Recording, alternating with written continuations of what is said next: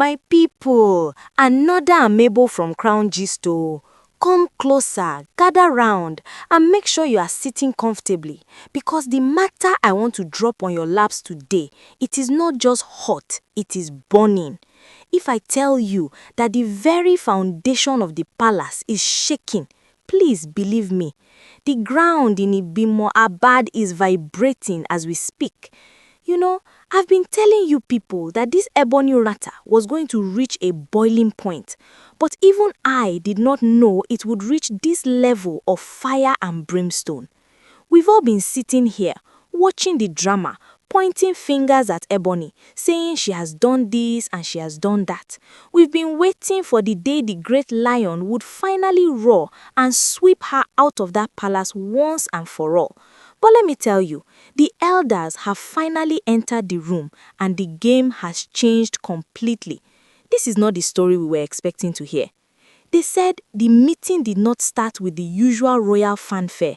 No, it started with a silence so heavy it felt like a physical weight on everyone's chest. It was that kind of heavy silence that tells you that every single person in the room knows that things have gone too far. The great lion was sitting there on his throne, dressed in his full majesty, thinking he was about to give a final command. He thought he was going to tell the elders to prepare the grounds for Ebony's exit. But the elders, they were just looking at him, not with the usual fear, but with eyes that were tired and disappointed. Then, the oldest man in the council, a man whose skin looks like the bark of an ancient tree, stood up slowly. He didn't shout, he didn't point fingers, he just dropped a parable that is currently echoing through every corner of the kingdom. He looked at the king and said, "When a house is on fire, you don't spend your time complaining about the smoke. You ask who lit the match." Kai, my people, do you hear the depth of that? He was telling the great lion to his face that the smoke we are all seeing, which is Ebony's drama, her shouting and her fighting, is just a result of a fire that someone else started. He was asking who held the matchbox, who set this woman's heart on fire until she started burning the palace down. The atmosphere in that room changed instantly. The elders began to speak one after the other, and their message was as sharp as a newly sharpened cutlass. They told the great lion plainly, "We don't want to hear this complaint anymore. If we hear it again, you are the one who will have to step down." Can you imagine? The king! They told him that the daughter of the soil doctrine is not a joke, and it's not something he can just ignore because he is the lion. They reminded him that Ebony was born here. Her umbilical cord is buried in this dirt. Her ancestors' bones are resting right beneath the palace floor. They told him, "You cannot root the land out of the land." They said whether people like her or hate her, whether she is right or she is wrong, she remains their daughter, and her blood is tied to the very soil that made him king. One elder stood up and looked the great lion in the eyes and said, "You are talking about performing the ritual of uprooting on our daughter. If you do it, you are not just fighting a woman, you are declaring war on the soil itself. And when a king declares war on the soil he stands on, where does he think he will land when he falls?" That statement shocked the entire room. The guards were shivering where they stood. They reminded him that the ritual of uprooting is not a small thing. It is a spiritual execution meant to erase a person physically and spiritually. And they told him, no, not on her, never. They started asking him questions that made the great lion's face turn red with embarrassment. They asked him, "When last did you treat all your wives equally?" The question just hung there in the air like a bad smell.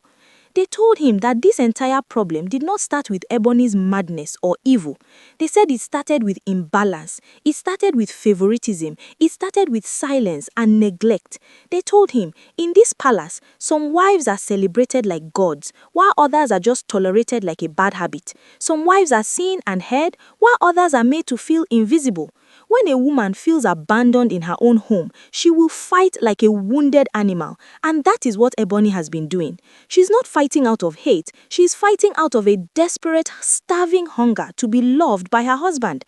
My people, the way these elders were talking, it was like they were pouring cold water on a hot stone. They said, if a wife is fed with love, she will not go out to steal affection. If she's given respect, she will not beg for relevance.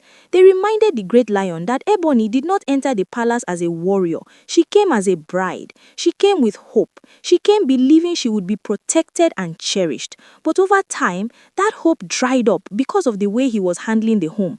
What replaced that hope was fear, the raw fear of being discarded and thrown away like a piece of used cloth. So basically, they justified everything she has been doing. They said her actions are the actions of a woman trying to survive. The elders even started clashing among themselves in that room. Some were trying to say that rules are rules and tradition must be followed to keep order. But the others shouted them down. They said tradition must serve justice, not destroy it. One elder openly accused the others of pushing the great lion towards a dangerous path just to settle their own personal scores. He told them, tradition is not a knife you use to cut off the parts of the family you don't like. Tradition is a walking stick. It is meant to guide the king's steps, not to kill his household. Another elder stood up and reminded them that the palace is already shaking. He said, look outside. The people are watching. The rumors are spreading in every marketplace. The land is unrestless. He warned that using such a spiritual ritual on a daughter of the soil would turn the hearts of the people against the throne. He told the great lion, today it is Ebony. Tomorrow it will be another wife. Next tomorrow it will be someone else. If we allow this today, no one is safe. He told him directly that leadership is not just about having power, it is about restraint. Knowing when not to use your power is what separates a true king from a tyrant. They even brought up the old drama, the one with the other wives and the issues that happened recently. They told him, we have seen this pattern before. This fire is not coming from Ebony alone. It is coming from the way you handle your wives. It is coming from the favoritism that is feeding this disunity. They said the great lion tried to speak, but the emotions in the room were already at boiling point. One elder actually interrupted him. He said, before you speak, listen to the truth. Ebony is still in this palace because she has a right to be here, not because she is perfect. We know she is not, but because she belongs. They explained that the daughter of the soil doctrine exists for exactly this reason, to prevent a woman from being thrown away when politics and jealousy and palace games take over. They told him something very painful. They said, if she's fighting dirty, ask yourself who stopped fighting for her. If she's crossing lines, ask yourself who pushed her to the edge. They admitted that she has embarrassed them, yes. They admitted she has behaved badly at times, but they insisted that punishment must not be destructive. They said, correct her, not erase her. Heal the home, not burn it down. And then, my people, the final warning came, and this one was the heaviest of them all. They told the great lion that if he insists on this ritual, if he allows anyone to proceed with it, they will withdraw their support completely. They looked him in the eye and said, we crowned you with these hands. We can also wash our hands and walk away. Imagine telling a king that the hands that put the crown on his head are ready to wash themselves of his matter. They told him that without the elders, a throne is just a chair sitting on sand. They reminded him that polygamy is not just about having many wives. It demands a special kind of wisdom and fairness. Loving one wife openly while starving the others emotionally is a recipe for the disaster you are seeing. So right now, as I'm talking to you, the palace is in a state of confusion. All those people who thought they could just push Ebony away, they are seeing that she's backed by powers they cannot touch.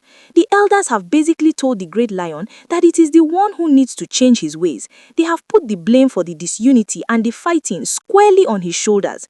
They are saying it's not about Ebony, it's about the jewel and the lion and the way they've been running things. The fight is tougher than it has ever been. Everybody is beginning to see where the strength is coming from. Those of you who have been sending me messages asking if Ebony will leave, well, look at the situation now. It is not going to be easy at all. The very soil of the land is standing behind her.